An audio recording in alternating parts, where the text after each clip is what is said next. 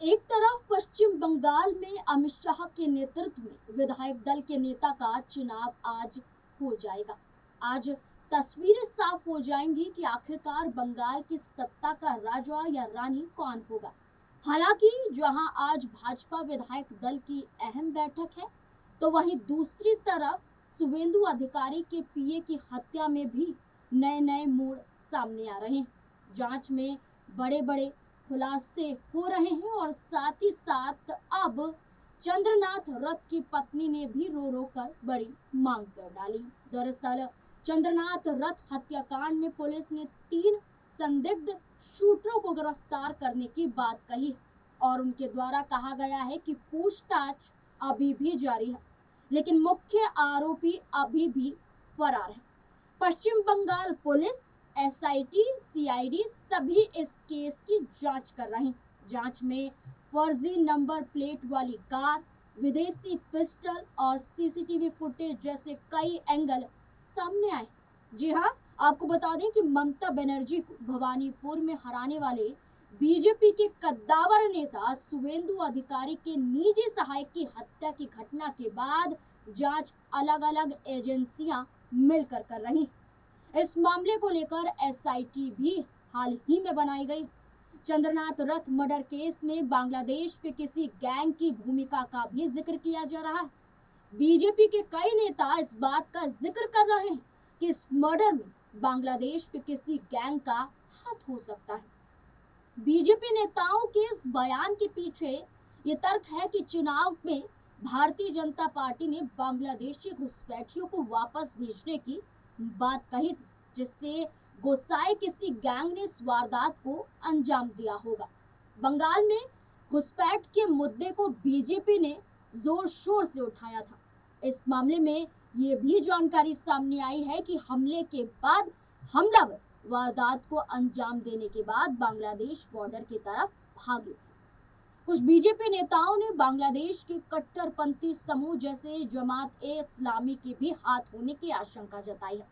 हालांकि अभी तक इस बारे में कोई आधिकारिक पुष्टि नहीं हुई। वहीं पश्चिम बंगाल की पुलिस, उन्होंने भाजपा नेता शुवेंदु अधिकारी के पीए चंद्रनाथ रथ की हत्या की जांच के बीच भाजपा के नेताओं और कार्यकर्ताओं को सतर्क रहने की हिदायत दी। पुलिस जांच में सामने आया है कि चंद्रनाथ रथ की हत्या में इस्तेमाल की गई निसान माइक्रा कार का रजिस्ट्रेशन नंबर बिल्कुल असली था, लेकिन ये नंबर सिलीगुड़ी के एक आम नागरिक विलियम जोसेफ की कार का था, जो उनके घर के गैराज में खड़ी थी। जोसेफ से सिलीगुड़ी के पुलिस कमिश्नर ने भी चंद्रकांत रथ के हत्याकांड के संबंध में 3 घंटे तक पूछताछ की थी। जोसेफ ने बताया कि उन्होंने अपनी कार को बेचने के लिए कई ऑनलाइन साइट पर लिस्ट तैयार की थी।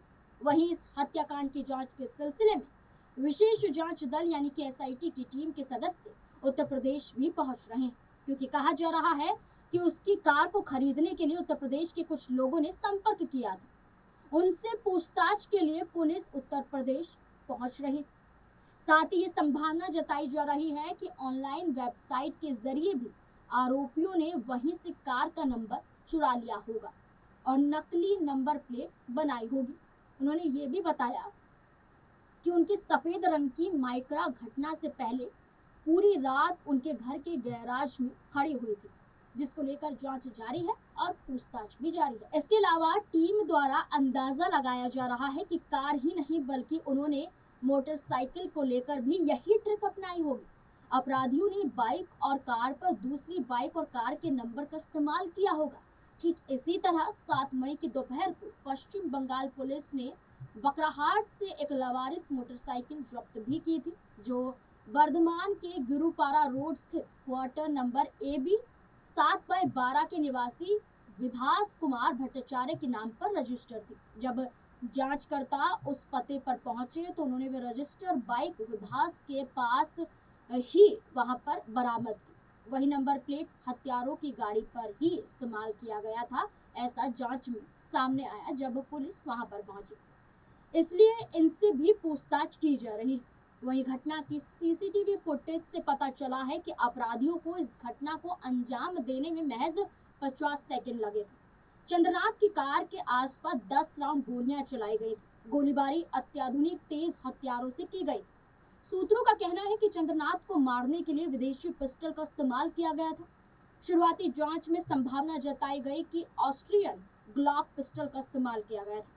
पुलिस का अनुमान है कि चंद्रनाथ की कार को रोकने वाली कार में शॉप शूटर सवार थे। 2 बाइक सवार पीछा कर रहे थे। इसके अलावा सामने आया कि वारदात के समय मिंटू उसी एसयूवी में सवार था और सीट के बीच छिपकर अपनी जान बचाने में सफल रहा था। पुलिस का मानना है कि मिंटू ही वे मुख्य कड़ी जो घटना के अंतिम क्षणों का सटीक डिटेल्स दे सकता है।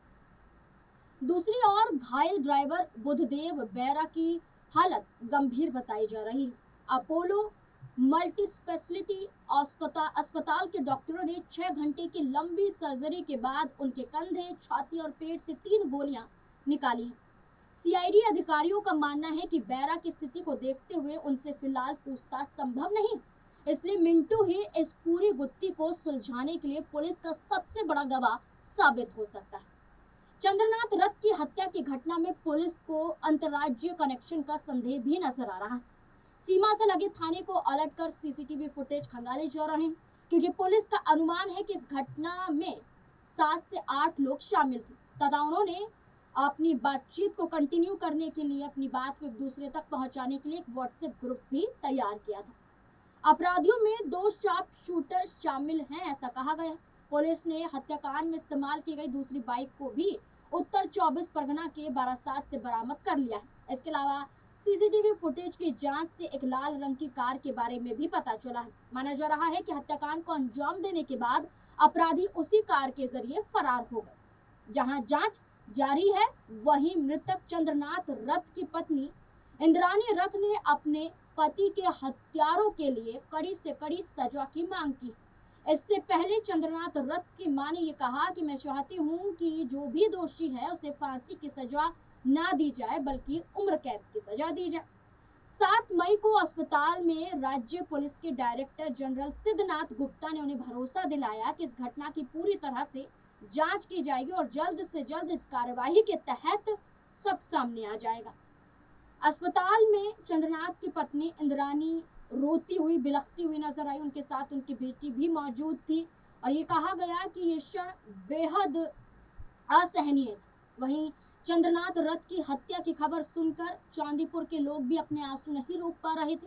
कुछ लोगों ने कहा उन्होंने कभी किसी के साथ बुरा बर्ताव नहीं किया, कभी नहीं किया, फिर उनके साथ ऐसा क्यों हुआ। दूसरों ने कहा वे इतने सौम्य थे कि भयंकर उकसावे पर भी मुंह से कोई कड़वा शब्द नहीं निकालते थे। उनका पूरा परिवार बिखर गया। इस सिलसिले में बीजेपी नेता शुवेंदु अधिकारी ने इस मामले में बोलते हुए कहा कि ये पहले से तय और सुनियोजित हत्या थी। डीजीपी ने भी ये जानकारी दी। 2 से 3 दिन पहले रेकी की गई। अपने बयान में उन्होंने जोड़ा कि हम सब शोक में हैं। इस मामले में क्या ही कहा जाए, हमारे पास कोई शब्द नहीं है। हमारे केंद्रीय नेतृत्व ने घटना की जानकारी ले ली है। साथ ही बीजेपी नेताओं ने इस मर्डर के लिए टीएमसी को भी जिम्मेदार ठहराया है। खुद शुवेंदु अधिकारी ने कहा है कि ये मर्डर नहीं होता अगर मैं विपक्ष का नेता नहीं होता। मैंने अगर ममता बनर्जी को भवानीपुर से नहीं हराया होता तो ऐसी घटना ना घटी होती। जानकारी के लिए आपको बता दें कि 6 मई की रात को जिले के मध्यम ग्राम के डोलतला के पास बाइक पर सवार कुछ हमलावरों ने चंद्रनाथ रथ को रोक लिया था। हमलावर काफी देर से उनकी गाड़ी का पीछा कर रहे थे। फिर उन्होंने गाड़ी की जबरन जो है वो रोकने की कोशिश की और उन पर ताबड़तोड़ गोलीबारी शुरू कर दी। फिर मौके से फरार हो गए। ताबड़तोड़ फायरिंग की वजह से स्कॉर्पियो के अंदर चंद्रनाथ जो रथ है वो पूरी तरह से जख्मी हो गए थे और उनके ड्राइवर भी खून में लथपथ हो गए थे। गंभीर अवस्था में उन्हें आनन फानन में अस्पताल ले जाया गया। जैसे ही अस्पताल ले जाया गया उन्हें वहां पर मृत घोषित कर दिया गया।